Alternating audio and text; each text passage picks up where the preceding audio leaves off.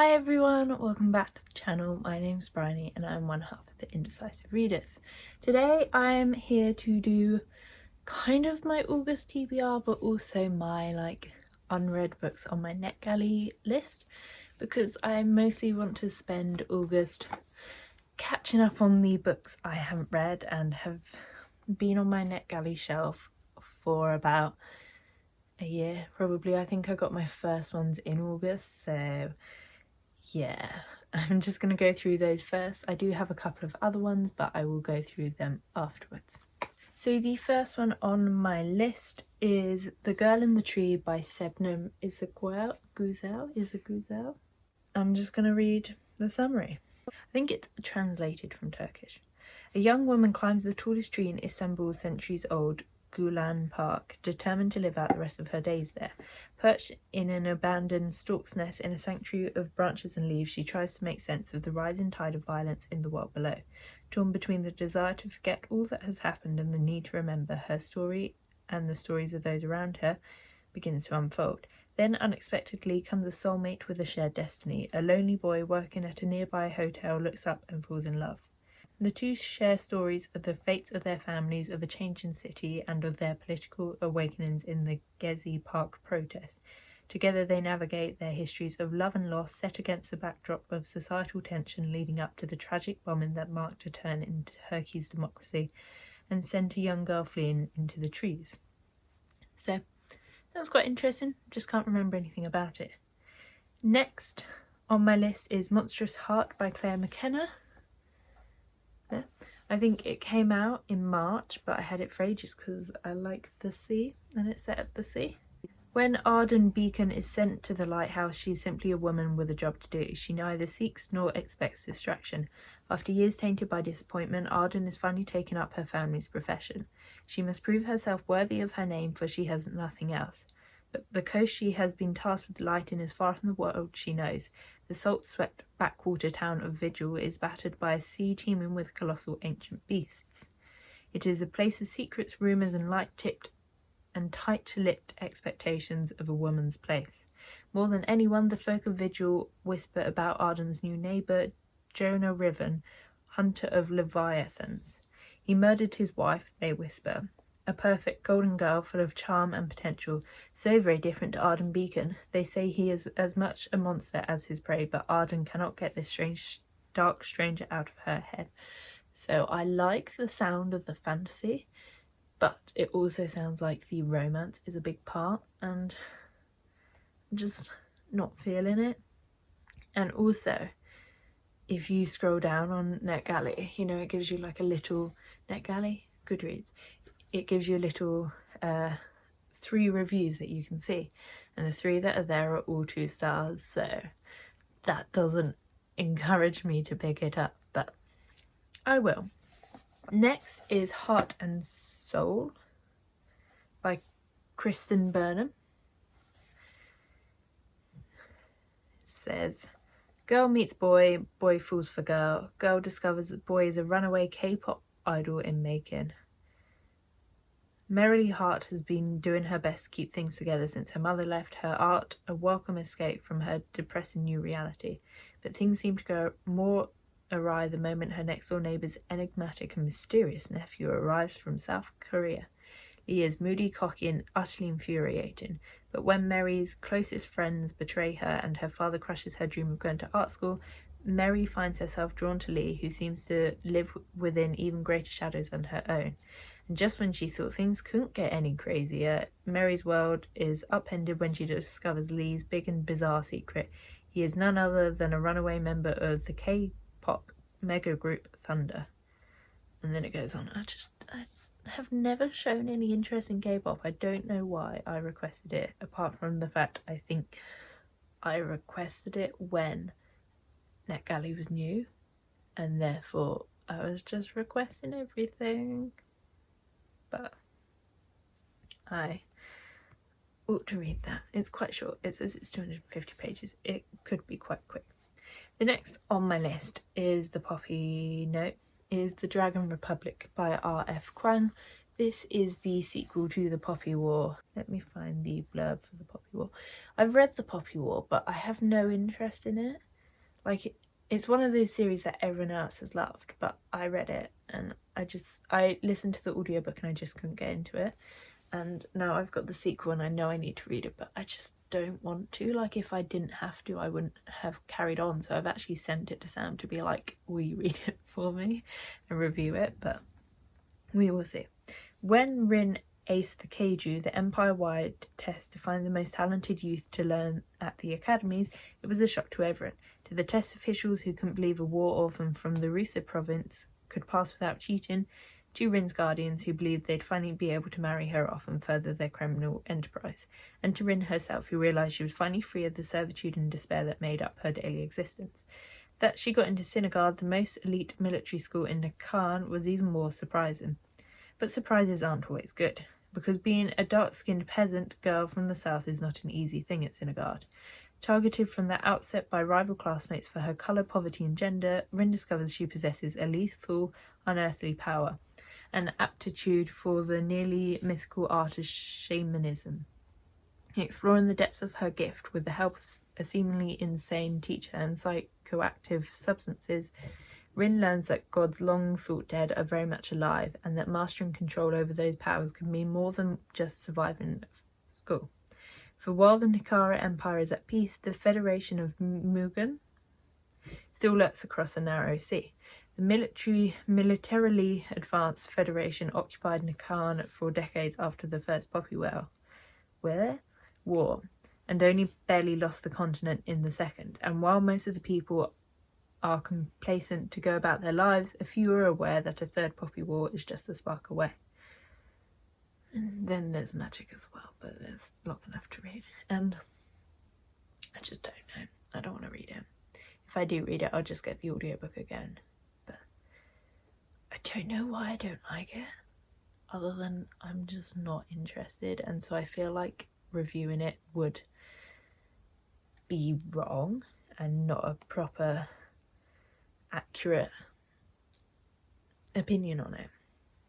Anyway, the next I have is Period by Emma Barnett, and I'm really excited to read this. Hopefully I'm going to like buddy read it with Sam in August, because he's got it as well, because only women can talk about periods, so he's going to join in. At a time when women around the world are raising their voices in the fight for equality, there is still one taboo where there remains a deafening silence: periods. Period is an agenda-setting manifesto to remove the stigma and myths surrounding the female body. And I don't know if it's non-fiction. It is non-fiction. So I don't usually read a lot of non-fiction, but I always like a bit of feminist non-fiction, so I'm very excited to read that one. The next I have is A Cursed Love by Jason Donahue. I don't know why I have this, because it sounds like a romance. A cautionary tale of love. Love is cursed. You're cursed. It uses the wrong "you're" in the summary. I don't know if I can read this. A cautionary tale of love. Love is cursed. You're cursed to be with that person all of your life, to have and to hold from this day forth to the end of your days, whenever that day comes. But blind love doesn't see the true character of love. It takes from you, but only so many times before it strips you of everything you once hoped and wished for. I don't know what that's about, but how can you use the wrong "you're" if you're writing a summary? I assume it's not the only copy of the book, because it's like an alternative version can be found here, but I'm just like, that doesn't exactly hold up a lot of hope for me. The next I have is Dreamland by Nancy Bilyeu. I've been putting this on my TBR since January. Well, I started it in January and have been trying to finish it since then, but I have no interest. I got about 21%, 19% of the way through, and it didn't capture me, and so I've restarted it. I was meant to start it this week, but it's not going to happen. I can tell you that. The year is 1911, when 21-year-old heiress Peggy Battenberg is invited to it's just one of those days. He's invited to spend the summer in America's playground. The invitation to the luxurious Oriental hotel a mile from Coney Island is unwelcome. Despite hailing from one of America's richest families, Peggy would much rather spend the summer working at the Moonrise bookstore than keeping up appearances in New York City. Socialites. No, what? Where are we? Keeping up appearances with the New York City socialites and her snobbish, controlling family. But soon it transpires that the hedonism of nearby Coney Island affords Peggy the freedom she has been yearning for, and it's not long before she finds herself in love with a troubled pier-side artist of humble means, whom the Battenberg patriarchs would surely disapprove of. Disapprove they may, but hidden up behind the pomposity? That's a web of deceit, betrayal and deadly secrets, and as bodies begin to mount up amidst the sweltering clamour of Coney Island, it seems the powerful Battenbergs can get away with anything, even murder. Just not interested. Maybe it'll get better, but just, I don't know. The cover looks like it should be a night circus kind of thing, and it's not. So the final NetGalley book I am currently reading another one, but there's no point mentioning it because hopefully I'll be done before the start of the month, is The Tigers in the Tower by Julia Golden. It's a middle grade, I think. Sahira's family are travelling to England to deliver 2 majestic Indian tigers to the menagerie in the Tower of London, but tragedy strikes and sickness steals Sahira's parents from her on the journey. Left alone in London, Sahira finds herself confined to a miserable and dangerous orphanage. Despite her heartache and the threat she faces, Sahira is determined to carry out her father's last request, to protect God's beautiful creatures, her tigers. To do so, Sahira must set out on an adventure and use all her powers of persuasion to engage the help of some new friends along the way. Can the quest to find her tigers a safe home lead Sahira to find her own place of hope and belonging in this strange and foreign land? Sounds really cute. I've heard a lot of people mention reading it. I don't know if I've had the final opinion, but I'm excited to read it. The cover looks great. So I filmed the first half of this video 2.5 hours ago, but since having finished it, I have now got another book on NetGalley. I feel like I might as well talk about it, seeing as we're talking about all my NetGalley books, but I also feel like this video is gonna keep getting longer because I think on Friday, oh look at the cat, I think on Friday I just went through and added lots, so we'll see how many I actually get. But this one is called Mad, Bad and Dangerous to Know by Samira Ahmed, and it's a YA book. And the cover looks really good. Can I click on? No, I won't let me click on the cover. I'll put the cover up, but it looks really good. It's August in Paris, and budding art historian Kayam should be having the time of her life. But even in the city of light, she can't stop worrying about the mess she left at home in Chicago. Only when she meets a cute young Parisian who happens to be a distant relative of the novelist Alexandre Dumas, do things start to get interesting as she starts to unveil the story of a 19th century Muslim woman whose path may have intersected with Dumas, Eugene Delacroix, and Lord Byron. 200 years earlier in the Ottoman Empire, Layla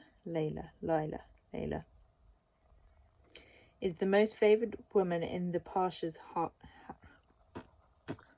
harem.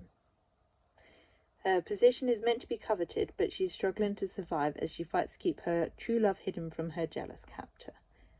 Echoing across centuries as Kayam uncovers the scintillating truth of Layla's long-forgotten life, her own destiny is transformed forever. It sounds very good. The cover was what drew me to it, but I just clicked on the reviews to be like, is it gay? It sounds gay. And the first review was 2 stars. I'm not gonna look at them. But anyway, I'm very excited to read it, and it comes out in August, so I will definitely be reading it next month.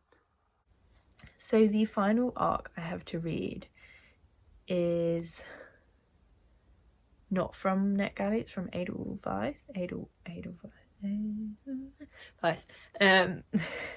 And it is Who I Was With Her by Nita Tyndall. It comes out in October. It was on my anticipated releases for second half of the year, and I typed the publisher in and they said, do you want a copy? And I said, sure. There are two things that Corinne Parker knows to be true: that she is in love with Maggie Bailey, the captain of the rival high school's cross-country team and her secret girlfriend of a year, and that she isn't ready for anyone to know she's bisexual. But then Maggie dies, and Corinne quickly learns that the only thing worse than losing Maggie is being left heartbroken over a relationship no one knows existed. And to make things even more complicated, the only person she can turn to is Alyssa, Maggie's ex, and the single person who understands how Corinne is feeling. As Corinne struggles to make sense of her grief and what she truly wants out of life, she begins to have feelings for the last person she should fall for. But to move forward after losing Maggie, Corinne will have to learn to be honest with the people in her life, starting with herself. So it sounds really good, and I like the fact that the main character is explicitly bi, because I feel like we don't have as many characters like that. I have actually realised I forgot to mention one of the books on my NetGalley list, because I haven't actually got it on my NetGalley shelf, because I also have a physical copy, because I got the wished for copy like the same day as my physical copy turned up, and now I also have an audiobook for it, so I have it in many forms, not just NetGalley. But it is The Empire of Gold by S.A. Chakraborty, which is the third book in the David trilogy, and I'm really excited to read it, but also like I'm so excited I kind of keep putting it off. But the David Bad trilogy follows a con woman called Nari in 18th century Cairo, where she accidentally summons a warrior jinn who takes her to a palace in the desert, and all sorts of magical things happen. That's not all that happens, but I just can't work out how to explain it because I'm tired. But yeah, this is the third book in the series and I'm so excited to read it. The last two have been incredible, and it's a bit chunky, you can't really see, but it is chunky. But I'm just really looking forward to reading it. I don't know if I will though, because I feel like we've got a lot of books at this point already. Then I also have on my TBR the 5th season by N.K. Jemisin. This is a book I was 100 pages in. I'm 104 pages in, but I feel like I might have to start reading again because I started it at the start of July, but then got distracted by lots of other books and didn't quite pay attention enough the first time to just be like carrying on. But I don't really know what it's about. It's about a world in which there's a 5th season, and in the 5th season the world goes wrong, like earthquakes and stuff, I think. But it's one of those books that people say is actually better if you don't know anything about. There's one bit written in second person which I think is really interesting, and it follows lots of characters and there's all sorts of diversity and rep. So I am really looking forward to reading it, and I hope I like it because I bought the rest of the series. This I'm reading for 2 book clubs. I'm reading for Ashley at Frolic Through Fiction's Patreon club, and also a book club which focuses on SFF books. I think it's called Out of This World, but they're both bi-monthly, so I was meant to start it last month but I just didn't, but that's fine, we'll come to it eventually. But I am really looking forward to reading it, and I will definitely be reading this month because obviously I want to discuss it. Another book I want to read is Such a Fun Age by Kiley Reid. I say I want to read, I've been putting it on my TBR for a few months because I haven't wanted to read it, because I spoke to someone and she didn't like it. Well, the person I borrowed this from didn't like it, and I've seen a couple of reviews and people haven't liked it. But the reading rush finished yesterday and it was meant to be the book club pick, and no one read it, and I'm like, no, that was wrong, like you should have read it. And so there is a book club called, it's like the Black Beauties or something, and they are reading it and it is their book pick, so I'm going to try and read along for it because I do really want to read it, because it's by a black author. It's about white privilege and helping it, what's the word, I can't think of it, but like, you know, when you just do something to like show that you're doing something, so like you buy Why I'm No Longer Talking to White People About Race but you don't actually read it. That's what this book is about. Performative and all about that like white performance in relation to black people. So I do want to read it because I think it's a really important book. I don't know if I'll read a non-fiction book about race this month because I have a lot on my TBR, but I feel like this will be a good good fiction to read if I can't do that. I'm also, of course, reading some of the Priory the Orange Tree. I should be finishing it this month, but looking at my TBR, it doesn't seem likely.